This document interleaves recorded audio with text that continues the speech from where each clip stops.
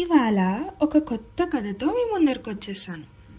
అనగనగా ఒక అందమైన పల్లెటూరు. ఆ పల్లెటూరు చూడటానికి హాయిగా, ప్రశాంతంగా, ఆహ్లాదంగా, చుట్టూ గుబురుగా పెరిగిన చెట్లతో, అందమైన చెక్క కుటీరాలతో, నిశ్శబ్దమైన చెరువుతో చూడముచ్చటగా ఉంటుంది.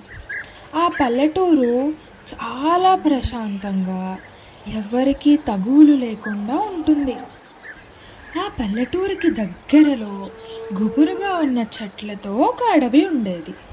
ఆ అడవిలో చెట్లు బాగా దగ్గరగా, పెద్దగా ఉండడంతో మనుషులెవ్వరూ ఆ అడవికి వెళ్ళేవారు కాదు. క్రూర మృగాలు ఉంటాయేమో అని భయపడేవారు. దూరంగా అడవిలో మధ్యలోకి ఒక మాయా ట్రీ హౌస్ ఉండేది. అది చూడడానికి ఎంత అందంగా ఉండేదంటే పెద్ద పెద్ద కొమ్మలతో, పెద్ద పెద్ద ఆకులతో, మధ్యలో చూడముచ్చటైన పెద్ద ఇల్లుతో, వెలుగుతో, మాయా షాండియర్స్తో చాలా అందంగా ఉండేది. అది అడవి మధ్యలో ఉండటం వల్ల అడవికే అందం వచ్చినట్లు ఉండేది. ఇంత అందమైన మాయా ఇల్లు ఎక్కడా లేదు అడవిలో. ఆ అందమైన ట్రీ హౌస్ లో గదులు కూడా చాలా బాగుంటాయి.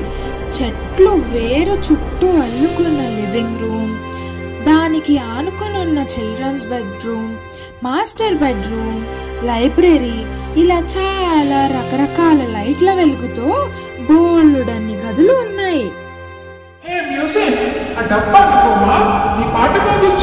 నేను డాన్స్ చేయాలనుకుంటున్నాను. నువ్వు కూడా చేస్తావా నాతో పాటు?